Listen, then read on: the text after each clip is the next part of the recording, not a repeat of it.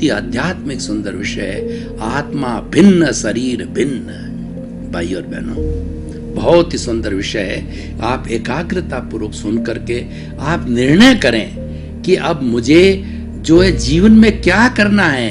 बीती ताही बिसार दे और आगे की सुध ले।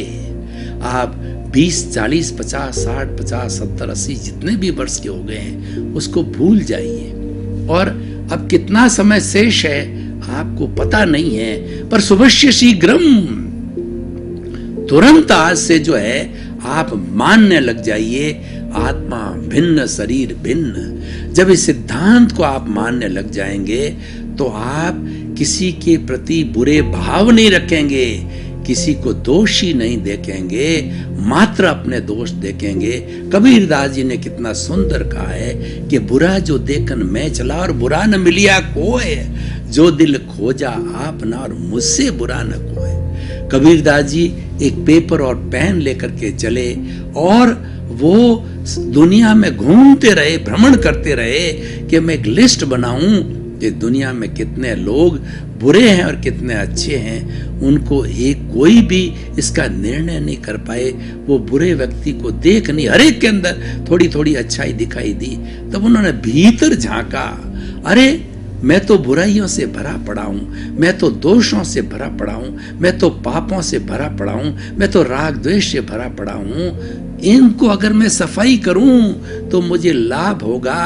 दूसरों की सफाई करने से, दूसरों के दोष देखने से मेरे ये दोष बढ़ेंगे। मेरे दोष देखूंगा तो ये दोष की सफाई होती रहेगी। मैं आपको एक उदाहरण देता हूं कि मैं आपको ऐसे आपकी तरफ अंगुली कर रहा हूं, आपके दोष निकाल रहा हूं, आपकी गलती निकाल रहा हूं, आपको जो है वो अंगुली निर्देश कर रहा हूं। तो देखिए साथ साथ के अंदर 3 और चौथा अंगूठा, ये क्या कहते हैं, अरे तेरे के भीतर तो इससे 4 गुना अधिक दोष है, तो ये देखना बंद कर। तू तो अपने भीतर के दोषों को देख, तब तेरा जो है कल्याण होगा। और ये मानव जीवन जो मिला है वो अपने स्वयं के दोषों के लिए मिला है।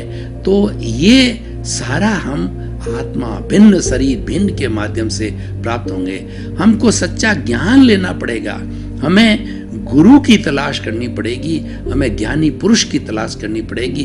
वो गुरु और वो ज्ञानी पुरुष जो है हमारे में भेद विज्ञान पैदा करेगा। अपने ज्ञान के माध्यम से हमको सम्यक दर्शन देगा। सम्यक दर्शन क्या है?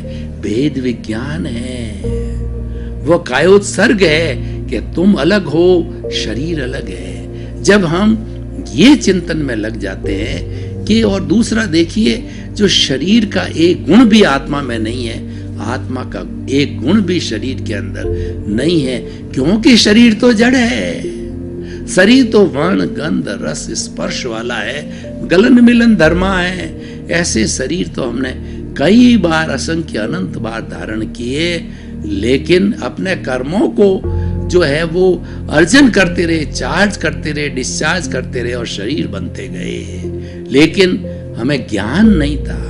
देखिए हमारे भीतर जो प्रभु विराजमान है, हमारे भीतर जो आत्मा विराजमान है, इसका मूल स्वरूप मोक्ष का स्वरूप है। वो अनंत ज्ञान वाला है, वो अनंत दर्शन वाला है, वो अनंत शक्ति वाला है, वो अनंत सुख का धाम है, और वो ज्ञाता दृष्टा स्वभाव वाला है। वो सच्चिदानंद है। सत का मतलब अविनाशी है। दुनिया में केवल एक ही तत्व है, वो आत्मा, वही अविनाशी है। और उसको जीव भी कहते हैं। उसको हमारे भारतीय संस्कृति के ग्रंथों में 23 नाम दिए। सबका अर्थ एक ही है कि वह फीलिंग करने वाला है, वह सुख दुख की अनुभूति करने वाला है, वो प्रजनन करता है, वो ग्रोथ करता है, और वो हिलता है, डुलता है, और वो जो है अनुभूति करता है। लेकिन शरीर ये जड़ है, इसमें कोई अनुभूति नहीं होती। जो अनुभूति हो रही है ये मिश्र चेतन बन गया है। इस आत्मा की हाजिरी से हाथ हिलाता है, डुलता है, बोलता है और सोचता है, मन वचन काया की सभी क्रियाएं करता है, तो ये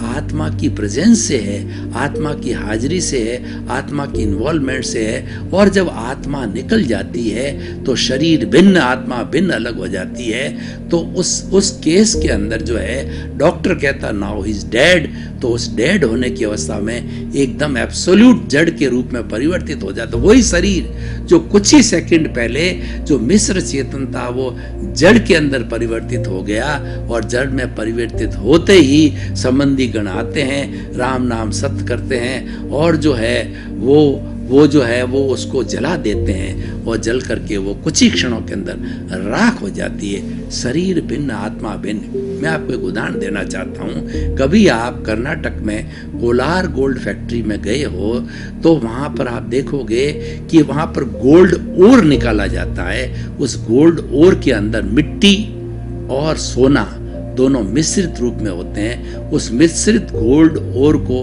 तपाया जाता है, कई रासायनिक क्रिया करते हैं और मिट्टी को अलग कर दिया जाता है, और छोटे छोटे जो टुकड़े होते हैं सोने के वो भी जो है वो इम्प्योर होते हैं, उनको भी गला करके 24 कैरेट का बिस्किट बनाया जाता है, प्योर सोना, और वो मार्केट में बिकने आता है। जो प्योर सोना है वो आत्मा है, और जो सब निकल गया वो हमारा शरीर है।